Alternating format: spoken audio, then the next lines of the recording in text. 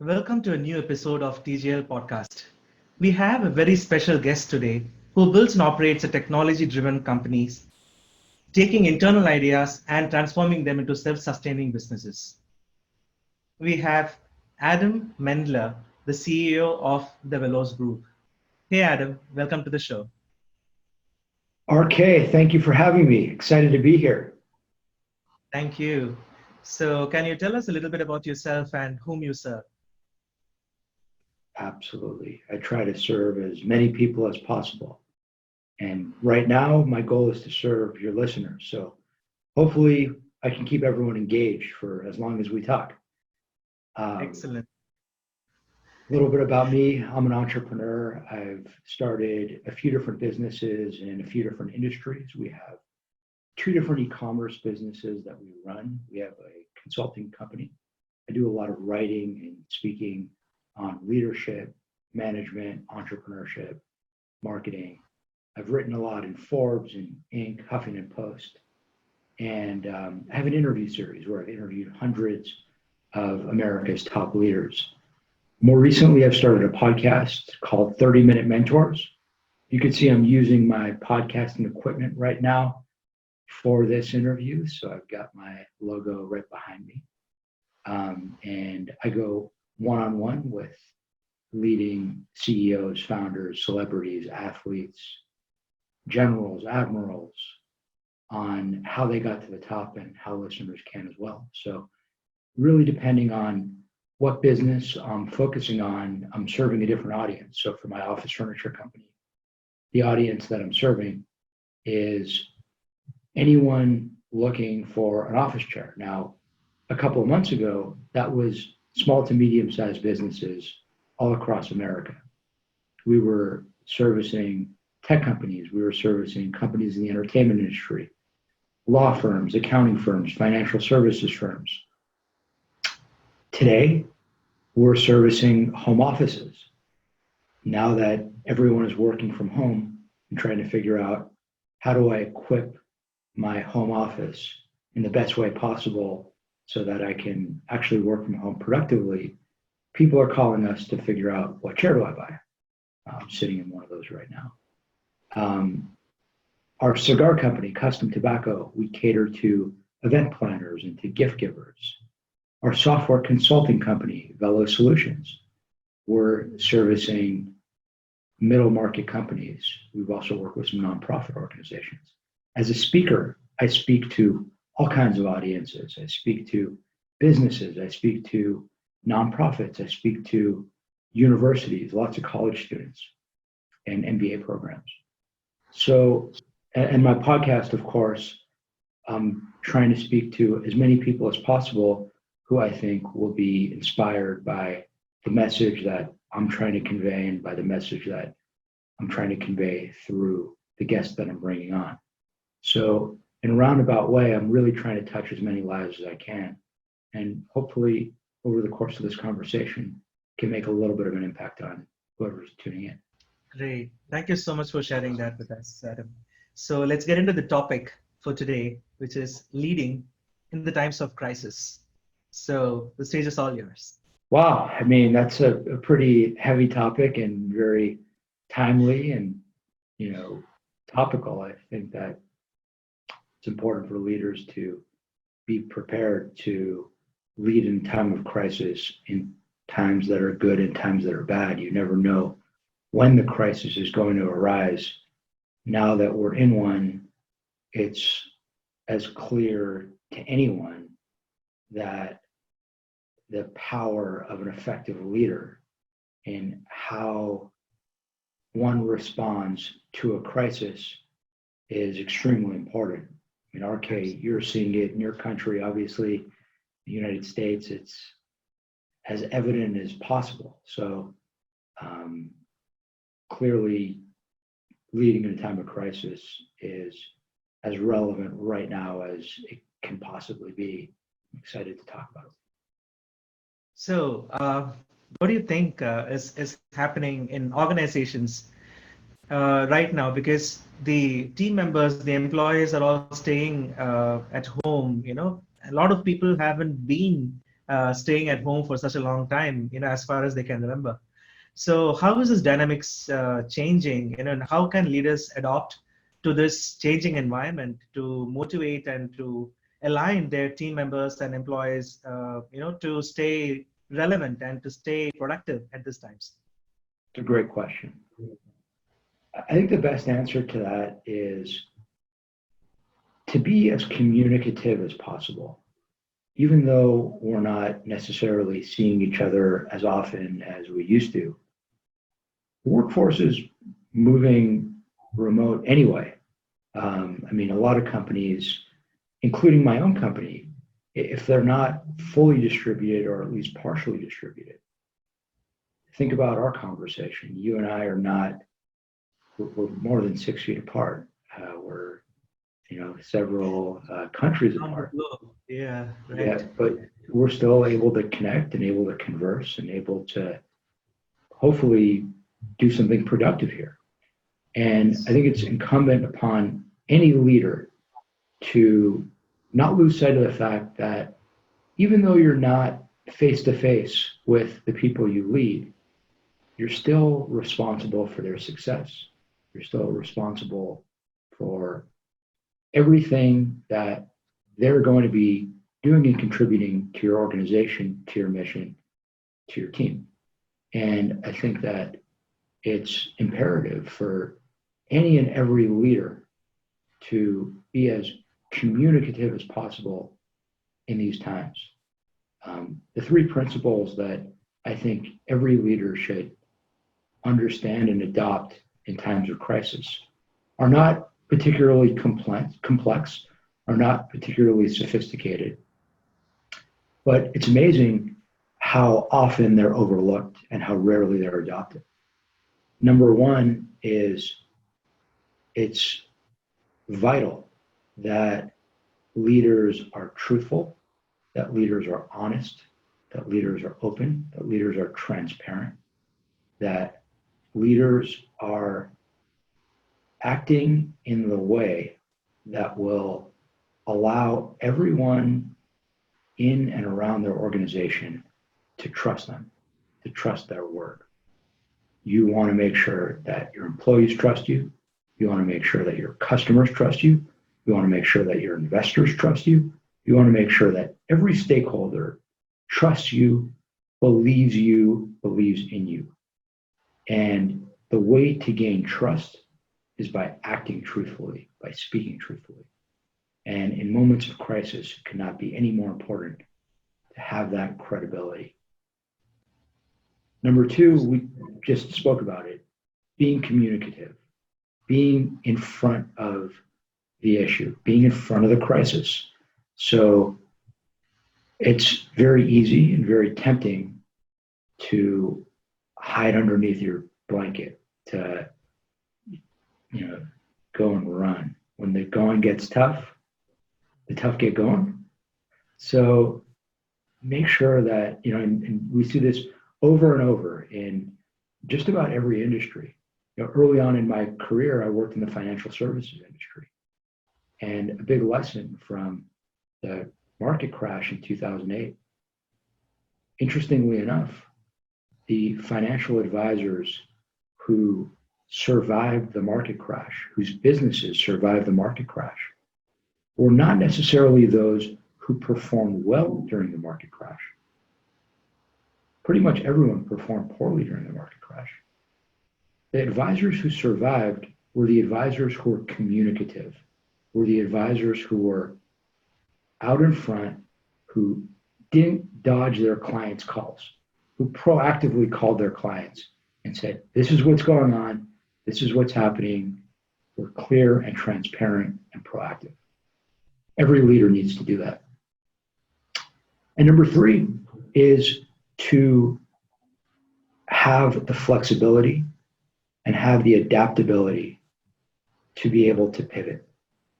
Not to be married to your positions, not to be married to your beliefs, not really to be married to anything, but to be nimble and to understand that in any circumstance, in any situation, you may need to adapt, you may need to pivot, And this is a great example of a time when leaders and organizations are being forced to pivot. I tell you, with my companies, we're being forced to pivot. Just gave an example right away with our office furniture company. Our entire customer base is pivoting. We're pivoting from selling primarily to businesses.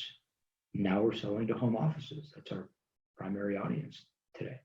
And it probably will be for a long time because the complexion of the workforce is changing. Leaders need to adapt. Leaders need to have a culture that prioritizes flexibility and adaptability. I hope that answers your question. Absolutely, absolutely. And in very three nimble, simple points. Excellent. Thanks. So the key roles that a leader must play in an organization. What are your insights on that? Yeah, another really good question. RK, you're really crushing it tonight with all these really good questions. I feel like it's a lot easier to ask the questions than to answer the questions. And these questions are coming right from a seeker. Okay. I like it. I'm a fan. So it's really important for every leader to really get the most out of every person in his or her organization. The job of a leader is to recognize that no company, no unit succeeds or wins because of one person. We all win when we are all pushing together and we are all working at our best, and when we are all working at our best together. The job of a leader is to bring out the best in every person, to set the tone from the top, to drive an organizational culture that inspires success, that attracts people to want to be a part of something special. And once people are in that organization and are a part of that organization, that has the ability to really connect and motivate in an uplifting and positive way and in a sustainable way. Great. So apart from that, anything else that a leader should always keep in mind about engaging their team to learn constantly and creating, let's say, something of value? How much time do we have? We can talk about it. Could talk about this all day and all night. Yeah. I'll give you one. Okay. I'm a very big believer that leaders need to really take the time to thoroughly understand each and every person on their team. I think that all too often managers and not great leaders, but managers will come in with a preconceived notion of what works and what doesn't work. And I'm a very big believer that there is no one size fits all solution to just about anything. We're all different. All human beings have different needs and different wants. We have different things that we value. We have different backgrounds, and we're all coming from different places and different perspectives.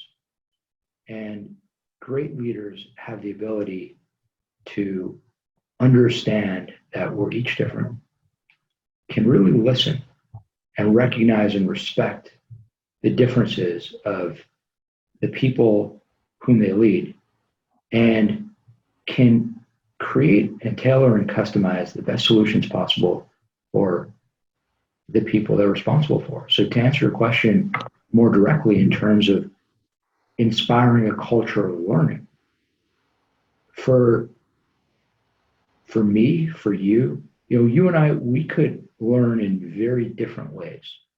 RK, maybe the way that you learn best is by picking up a book and by reading a 300-page book on a topic pounding through it, and becoming an expert that way.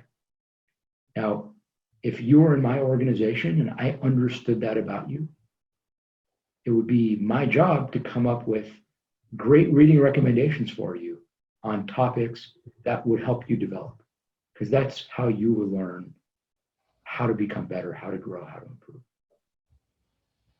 I personally don't learn well that way. That isn't my best method of learning. From the time I was a little kid until today, I've just recognized that if I want to learn something, picking up a thick book isn't the way I'm going to do it. There are different ways that I do it. One way I do it is by talking to people, by talking to experts, by conversing with people who, over the course of a conversation, can explain to me whatever it is that I need to learn. I'm also good at consuming content in different forms, whether it's reading articles or otherwise. A lot of people, as you and I have both come to learn through hosting podcasts, creating podcasts, a lot of people learn through podcasts. So Right. really understanding the best methodology for the exact person who you're responsible for and coaching them accordingly. That is great. Which brings me to my next question.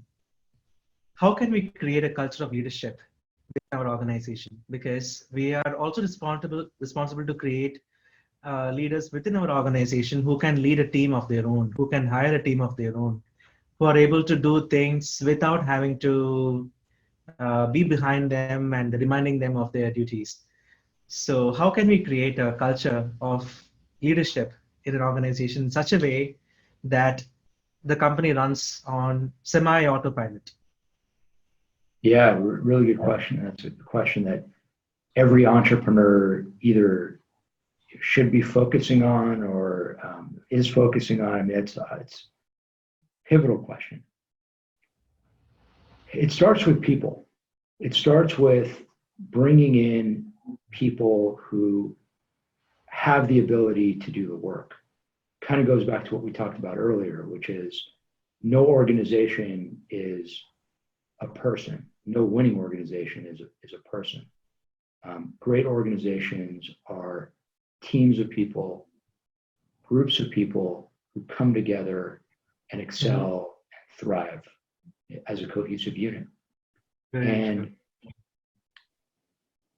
the best way to build a winning organizational culture is by bringing in winners, by recruiting and hiring people who live and breathe and represent and reflect your culture.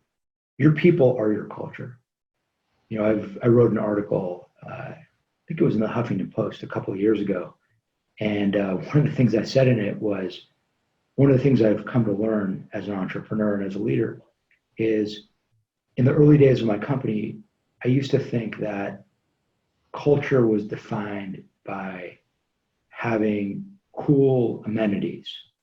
You know, we had arcade games. You know, companies have ping pong tables or foosball tables, or some companies will have beer on tap or kombucha.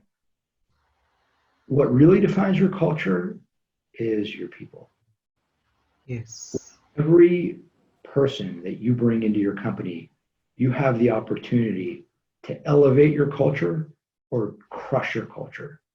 So if you want to build a winning organizational culture, start by bringing in people who will elevate your organization. Excellent. So right from the hiring process, right? Right from the hiring process, we have to be very mindful about the people that we're bringing in, because a wrong hire could cost a lot of time, money, efforts, and a negativity in the organization.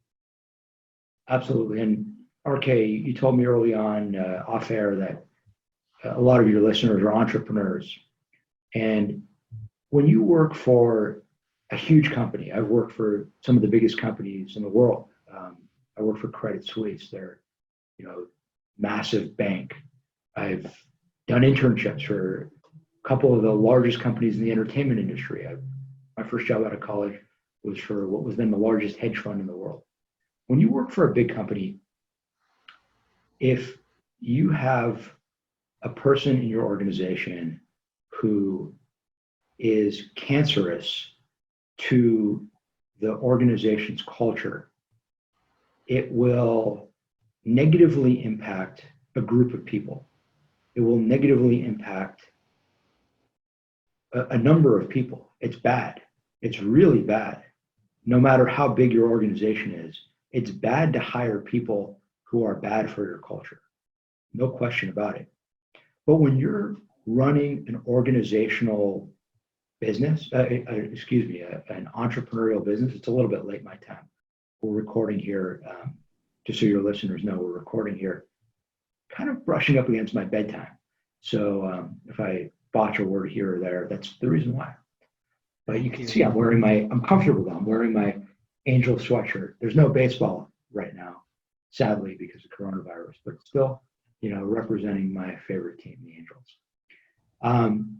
But where I was going with that is, if you are a startup company, if you're a small business, if you're a company that doesn't have 50,000 employees but has 50 employees or 5 employees, having one bad person can destroy your organization, can destroy your business, can repel the people who work in your company. It can be really, really bad. So yes, every hire you make is critical, no matter what size company you have, but it's especially critical when you're running an entrepreneurial venture. How to pick the right leadership style in this changing times? Yeah, I'm a believer that the right leadership style works no matter what time you're in. So kind of like we talked about earlier, the principles of effective leadership in a time of crisis are also really important leadership principles in times of peace. Whether you're at war or whether you're at peace, you should be honest, you should be transparent, you should be flexible, you should be nimble, you should be communicative. All those things that we talked about are things that leaders need to incorporate into their leadership style, no matter what, no matter when. Something that I talk a lot about, that I write about, that I believe very strongly in, is leadership today has changed. Leadership today has adapted. Now, I don't mean leadership today because of the coronavirus crisis, but I mean leadership today compared to leadership a generation ago. And I think that the core principles of leadership today are things that all leaders should understand and that all leaders should adopt, and that all leaders should make an integral and just really a second nature part of their practice. And to me, the biggest change is a generation ago, so many leaders and so many revered leaders led through fear and intimidation.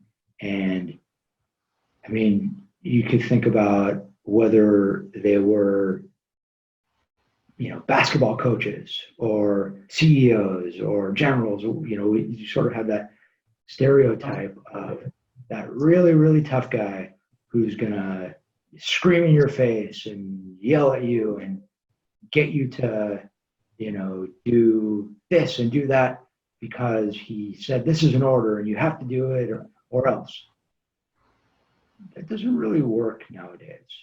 Maybe it works in some pockets, in some organizations, some segments, but it certainly doesn't work for most companies. It certainly doesn't work for most people. It doesn't work for most millennials. It doesn't work for most Generation Zers. It's a style of leadership that post Me Too, I think, really needs to be reevaluated. I think a great leader is someone who can lead not through fear and intimidation, but can lead through inspiration, can lead through connectivity, can lead by empowering others, not by scaring others. And whether it's leading in times good or times bad, that's how leaders need to think and act. And that's a very big message of mine all the time, and certainly tonight for your listeners. Absolutely, absolutely. So I really like when you said lead by inspiration, not by intimidation. So this is going to be the quotable quote for the day. I And love we're it. going I love it. That's great. Maybe you can create a bumper sticker and we can, add it to the wall back here. Absolutely. We could create these mobile wallpapers or other shareable quotes, and I'll update that on the episode as well. So how can my audience find you online? I try to make it easy for listeners. I try to make it as easy as possible. So it's really just my name, Adam Mendler. You can go to adammendler.com.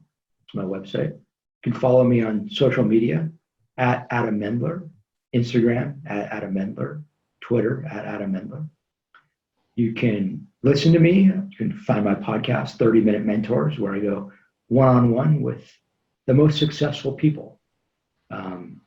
You see a little bit of the logo back there, 30-Minute Mentors, all spelled out. You can go to 30minutementors.com. You can find the podcast on your favorite podcasting app, whether that's iTunes or Spotify or Stitcher or Google Play. And I look forward to connecting. Yes, awesome, awesome. Thank you so much for being on the podcast, and I look forward to talking to you again. Thank you. RK, thank you so much for having me. This was a pleasure, even though it was a little bit late for me. Anytime, even middle of the night, I would do this again. This is so much fun. I really appreciate that. I really, really appreciate that. Thank you very much. I appreciate you having me. I appreciate your thoughtful questions. This was so much fun. Thank you.